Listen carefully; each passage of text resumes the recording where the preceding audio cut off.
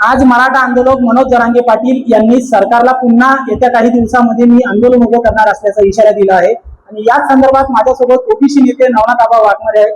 आबा, काय सांगाल? मनोज जरांगे पाटील यांनी पुन्हा सरकारला आता येत्या काही दिवसांमध्ये मी आंदोलन उभं करणार असल्याचा इशारा दिला आहे, कसं पाहता?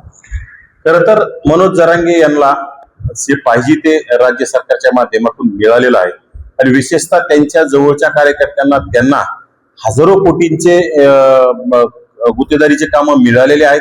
तरी पण आता पुन्हा काही मिळवायचं असेल म्हणून कुठतरी 16 तारखेचा अल्टिमेटम राज्य सरकारला देऊन त्यांच्या पत्रात काहीतरी खोके किंवा गुत्तेदारीचे काही कामं मिळवून घेण्यासाठी, हजारो कोटीचे कामं मिळवून घेण्यासाठी त्यांचा प्रयत्न असायला पाहिजे. त्याला समाजाविषयी काही घेणं देणं नाही. त्यांनी खरं तर राज्यातील निजामी मराठे म्हणजे जे गेल्या अनेक वर्षापासून प्रस्थापित मराठे आहेत, ज्याला जिल्हा परिषद, पंचायत समिती, ग्रामपंचायत असेल, नगरपालिका, महानगरपालिका, आमदार, खासदार यांच्यासाठी ते काम करतात. गरीब मराठ्यांसाठी कुठलंही काम करत नाही. गरीब मराठ्यांचं कुठतरी हैदराबाद गॅजेट मुळे गरीब मराठ्यांचं वाटोळं झालंय. गरीब मराठ्यांच्या मुलांना ईडब्ल्यूएस सारखं आरक्षण, नंबर 1 असणारं आरक्षण याला मुकावं लागलेलं आहे आणि कुठतरी या हैदराबाद गॅजेटून ओबीसीच्या कुणबी नोंदी काढून एकतर त्याच्यामध्ये ओबीसीचं वाटोळं केलंय आणि गरीब मराठ्यांचं वाटोळं झालंय. त्याच्यात फायदा फक्त प्रस्थापित निजामी मराठ्यांचा आहे, ज्यांना सरपंच व्हायचंय, ज्यांना पंचायत समितीचा मेंबर व्हायचंय, ज्यांना जिल्हा परिषद लढायची आहे, ज्यांना नगरपालिका, महानगरपालिका, अशा लोकांना म्हणजे ओबीसीचं स्थानिक स्वराज्य संस्थेतलं आरक्षण ओरबाडून घेण्यासाठी जे लोक खटाटोप करतात, यांनी जरांगेच्या खांद्यावर बंदूक ठेवून चाललेलं हे आंदोलन आहे. आणि कुठेतरी त्यांनी आता पुन्हा जरांगेला सुपारी दिली असेल की पुन्हा राहिल्या सायल्या नोंदी, बोगस नोंदी मार्फत आता कुठेतरी कुणी प्रमाणपत्र पुन्हा काढायचे असतील, यासाठी हे चाललेला खटाटोप आहे, बाकी काही नाही. आणि मला तरी वाटतं 16 तारखेचं आंदोलन जरांगेनी करावं, कारण की जे करायचं ते तो करत असतो, परंतु राज्य सरकार काय करतं त्याच्याकडे सुद्धा आमची भूमिका असणार आहे. राज्य सरकारने जरांगीला जे पाहिजे ते दिलं नाही पाहिजे, कारण की आजपर्यंत जरांगीच्या दबावापोटी राज्य सरकारनं बोगस कुणबी नोंदी मार्फत प्रमाणपत्र वाटप करण्याचं काम केलं. त्यातून ओबीसीची हत्या झाली. पोलीस पाटील भरती असेल, तुमच्या ग्रामपंचायत जिथं जिथं झाल्या त्यामध्ये असेल, पंचायत समिती झाल्या तिथं सुद्धा नुकसान झालंय, जिथं जिल्हा परिषदा झाल्या, जिथं नगरपालिका, महानगरपालिका झाल्या तिथं मध्ये ओबीसीची राजकीय हत्या करण्याचं काम झालंय. ओबीसी आमचा डीएनए म्हणणाऱ्या सरकारकडून ओबीसीचीच हत्या होत असताना जर जरांगेच्या दबावाला बळी पडून जर पुन्हा जरांगे आंदोलन करत असेल तर आम्हाला सुद्धा डॉक्टर बाबासाहेब आंबेडकरांच्या संविधानानुसार अधिकार मिळालेला आहे आणि जशाच तसं उत्तर देण्याचा प्रत्येकाला अधिकार आहे. जरांगेच्या आंदोलनाला आमचं सुद्धा आंदोलनाचं उत्तर असेल आणि जरांगेनं आंदोलन सुरू केल्याच्या नंतर राज्य सरकार काय करते याच्याकडे आमचं लक्ष असेल आणि त्यानंतर आम्ही सुद्धा रस्त्यावर उतरण्याचं काम करू.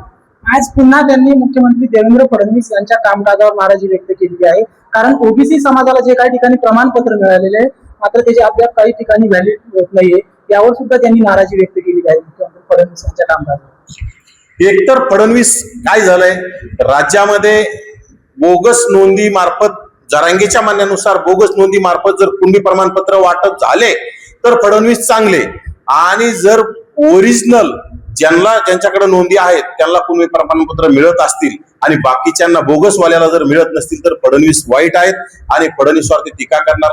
कारण की यांना एकतर फडणवीस एक मायक्रो मधला एक ब्राह्मण समाजातला मुख्यमंत्री झालेला आहे, हेच या लोकांना, निजामी मराठ्यांना, प्रस्थापित मराठ्यांच्या पोटात दुखतंय आणि गेल्या अनेक वर्षापासून यांचेच मुख्यमंत्री, यांचेच आमदार, यांचेच मंत्री, यांचेच खासदार ह्या लोकांना आजपर्यंत पोटात दुखतंय. आणि खर तर एकनाथ शिंदे यांच्या आता देवेंद्र फडणवीस पोटात दुखत असायला पाहिजेत, कारण की जरांगेचं आंदोलन फुसकाबार होत आलं, जरांगेचं अस्तित्व संपत आलं की एकनाथ शिंदेचे मंत्री जरांगेकडे येतात, तास येतात, एक तास गप्पा मारतात, बंद खोलीत चर्चा करतात, याच्यातून जरांगे पुन्हा आंदोलन करतात आणि राज्य सरकार विशेषतः ब्राह्मण असणाऱ्या मुख्यमंत्र्यांना टार्गेट करण्यासाठी हे चाललेलं सगळं चक्रव्यूह किंवा व्यूहरचना असू शकते, परंतु आम्हाला त्याच्याशी काही घेणं देणं नाही.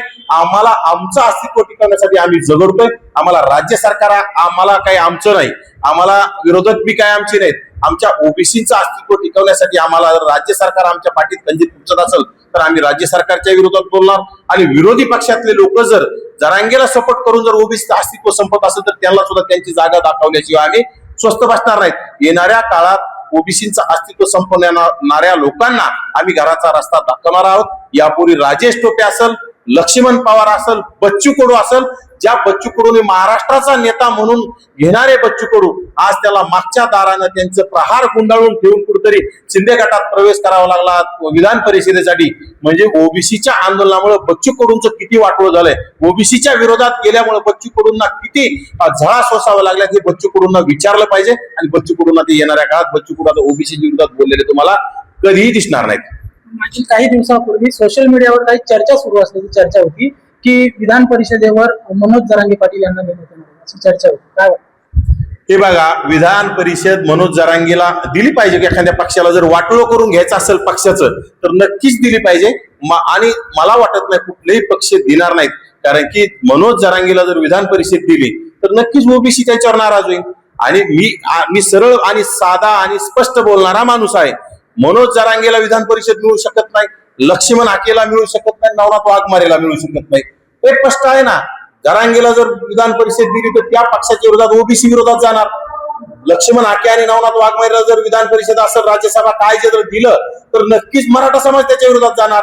त्यामुळं त्यांनी आमच्या भूमिका आहेत समाजासाठी लढणं, समाजासाठी आपल्या समाजाला काय मिळवून देता येईल त्यासाठी आम्ही काम केलं पाहिजे. विधान परिषद मागणं आता जरांगेला स्वप्न पडायला लागले असतील जरांगे, आणि मला तर वाटत नाही त्याला कोणी ऑफर दिली असेल, परंतु त्याच्या बालिश समर्थकाच्या माध्यमातून जरांगे इच्छुक आहे असं दाखवण्याचा जरांगेचा प्रयत्न असू शकतो.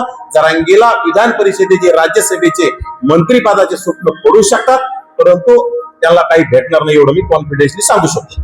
आता जून महिन्यामध्ये शक्यता त्यांनी आंदोलनाचा इशारा दिलेला आहे. त्यांनी जर आंदोलन केलं तर तुमची भूमिका काय असणार? हे बघा, त्यांच्या आंदोलनाला तो त्यांचा अधिकार आहे, त्यांनी ते आंदोलन करायचं नाही करायचं, परंतु त्यांना जे पाहिजे, त्यांना जे ओबीसीचं वाटोळ करायचं त्यांनी बऱ्याचपैकी ते ओबीसीचं वाटोळ केलंय. ओबीसीने सुद्धा आता जागं झालं पाहिजे, कारण की हा माणूस ओबीसीचं वाटोळ करून सुद्धा आता ओबीसीनं नेस्तनाबूत करण्यासाठी जर वारंवार आंदोलन करण्याचा इशारा देत असेल तर ओबीसीने सुद्धा एकवटलं पाहिजे, जागं झालं पाहिजे आणि जशाच तसं उत्तर देण्यासाठी आता सज्ज झालं पाहिजे.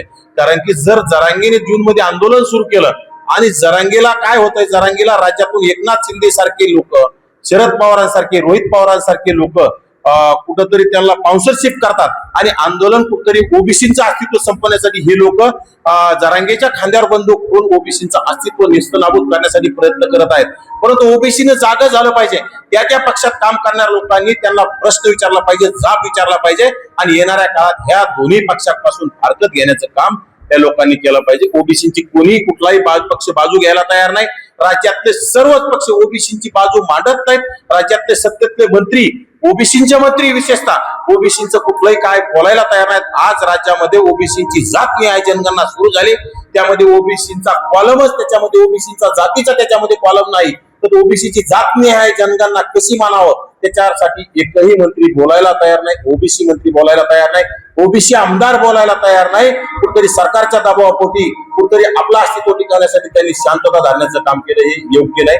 ओबीसीचं अस्तित्व संपत असेल तर कुणीतरी बोललं पाहिजे, कुणीतरी पुढे आलं पाहिजे. की आमची कळकळीची राज्यातील ओबीसी मंत्र्यांना विनंती आहे, ओबीसी आमदारांना विनंती, नाहीतर येणाऱ्या काळात 2029 ला नक्कीच ओबीसीना तुम्ही कोण बाजू मांडत होतं कोण नाही मांडत होतं येणाऱ्या काळात कळून जाईल आणि ओबीसी नक्कीच ज्याला त्याची जागा दाखवल्याशिवाय स्वस्त बसणार नाही. आणि ज्या प्रस्थापित पक्षांनी एकनाथ शिंदेने वेळोवेळी जरांगेंना समर्थन केले, जरांगेंना आतून रसद देण्याचं काम करण्यासाठी त्यांचे अनेक मंत्री येऊन त्यांना भेटतात, तर नक्कीच एकनाथ शिंदेला याचा फटका बसल्याशिवाय राहणार नाही. शरद पवारांचा पक्ष आता ओबीसीचं वाटोळं केल्यामुळं शरद पवारांचा पक्ष संपलेला आहे आणि येणाऱ्या काळात राहायला संपलेला तुम्हाला पाहायला मिळेल. आणि जे आता येणाऱ्या काळात ओबीसीच्या विरोधात भूमिका घेतील त्याला घराचा रस्ता ओबीसी दाखवल्याशिवाय स्वस्त बसणार नाही. सातबारे साहेब, तुम्ही आता मगाशी आरोप केलाय की मुख्यमंत्री देवेंद्र फडणवीस यांच्याच विरोधात काही षडयंत्र त्यांच्या पक्षांतर्गत किंवा त्यांचे मंत्री करतात. कोण आहे असं कोण वाटतं की मनोज जरांगे पाटील यांच्या आंदोलनाला पाठिंबा देतात? हे बघा, एकनाथ शिंदे मुख्यमंत्री होते, तत्कालीन मुख्यमंत्री एकनाथ शिंदे असताना ओबीसीचं अस्तित्व धोक्यात आणलं. त्यावेळी अनेक GR पाहिजे ते GR जरांगे मागल ते त्यांना देण्याचं काम एकनाथ शिंदे यांनी केलं. आणि एकनाथ शिंदेला आता उपमुख्यमंत्री पदाच्या खुर्चीवर त्यांना करमत नाही, त्यांना झोप येत नाही. कुठतरी देवेंद्र फडणवीस यांना बाजूला सारून मुख्यमंत्री पदाची माळ गळ्यात टाकण्यासाठी माझ्या मते एकनाथ शिंदे उदय सामंत सारख्या मंत्र्याला, प्रताप सरनाईक सारख्या मंत्र्यांना, औरंगाबादचे पालकमंत्री शिरसाट यासारख्या मंत्र्यांना गुप्त त्यांच्या बैठका घेऊन त्यांना रसद देण्याचं काम करत असल्याचा माझा आरोप आहे. आणि वेळोवेळी जरांगे सोबत तुम्ही एक तास काय तुमच्या अशा कोणत्या गप्पा आहे? जरांगे कोणता तज्ञ आहे, विद्वान आहे? जरांगे कोणता निवृत्त न्यायाधीश आहे? कोणता विचारवंत आहे? कोणता लेखक आहे? जरांगेकडे अशा कोणत्या तुमच्या गप्पा चालतात किंवा तुम्ही देवाणघेवाण विचारांची देवाणघेवाण होऊ शकते? फक्त जरांगेकडे कुठलंही यांना काही मिळणार नाही. जरांगे गटार योद्धा आहे. त्या गटार योद्ध्याकडून फक्त पुन्हा महाराष्ट्राचं गटार काढण्यासाठी आपल्याला काय करता येईल हे त्यांचं प्लॅनिंग चाललेलं असू शकतं. आणि फक्त राज्यातील ब्राह्मणाचा मुख्यमंत्री आहे हे यांच्या पोटात दुखत असेल म्हणून हे चाललेला मोठा एकनाथ शिंदेचा मोठा कट आपल्याला पाहायला मिळतोय. नक्कीच हे होते ओबीसी नेते. यांनी आरोप केलेला आहे की मनोज जरांगे पाटील यांच्या आंदोलनामागे सरकारमधल्याच मुख्यमंत्री असलेले एकनाथ शिंदे यांचा हात आहे व देवेंद्र फडणवीस यांच्या अडचणीत वाढ करण्यासाठीच हे पाठबळ सुरू असल्याचे यावेळी त्यांनी आरोप केलेला आहे. महाराष्ट्र टाइम्स ऑनलाईन साठी योगेश कापळे, जामनेर.